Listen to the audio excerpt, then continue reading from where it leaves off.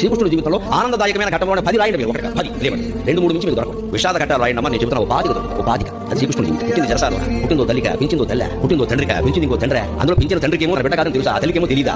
ఏమి చెబుతారు? అవునడానికి లేదు, కాదనడానికి లేదు, నిజం ఒకటి తెలుసు, నిజం ఇంకోటి తెలియదు అని తిరిగి మహానుభావం. పుట్టగానే చంపేస్తారని మేనమామ.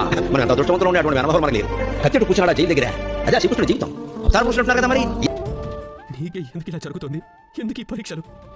నీ జీవితంలో ఇంతటి దుఃఖము, ఇన్ని కష్టాలు ఎందుకు వస్తున్నాయి కన్నయ్య?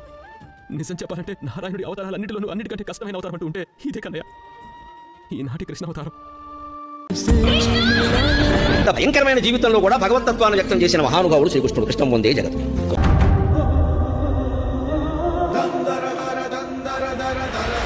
యదా యదా హి ధర్మస్య గ్లానిర్భవతి భారత అభ్యుత్థానమధర్మస్య తదాత్మానం సృజామ్యహం.